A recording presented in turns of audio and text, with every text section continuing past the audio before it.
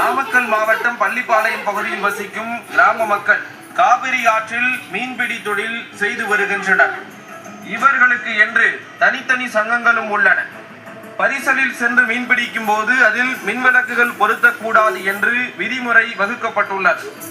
ஆனால் சிலர் இந்த விதிமுறையை பின்பற்றுவதில்லை என குற்றச்சாட்டு எழுந்துள்ளது. இந்த சூழலில் பள்ளிப்பாளையம் மீனவர் சங்க உறுப்பினர்கள் சங்க விதிமுறையை மீறி மீன்பிடித்ததாக கூறப்படுகிறது. இதற்கு கொக்கராயன்பேட்டை மீனவர் சங்க உறுப்பினர்கள் எதிர்ப்பு தெரிவித்துள்ளனர்.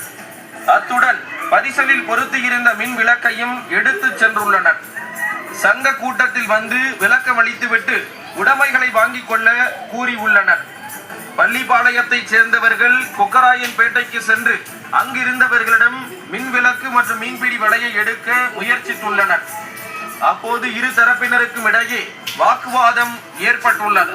ஒரு கட்டத்தில் வாக்குவாதம் முற்றி கைகலப்பாக மாறி உள்ளது.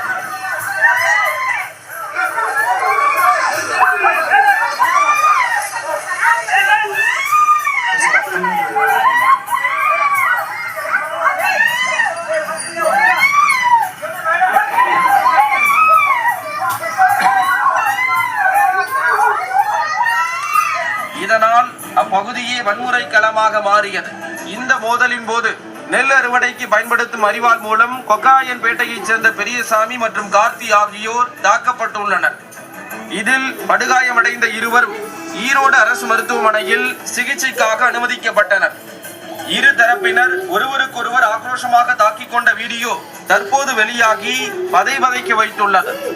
காவிரி ஆற்றில் மீன்பிடிப்பது தொடர்பாக இரு பிரிவினர்களுக்கிடையே ஏற்பட்ட மோதலால் பள்ளிப்பாளையம் பகுதியில் பதற்றமான சூழல் உருவாகியுள்ளது. இன்னும் இது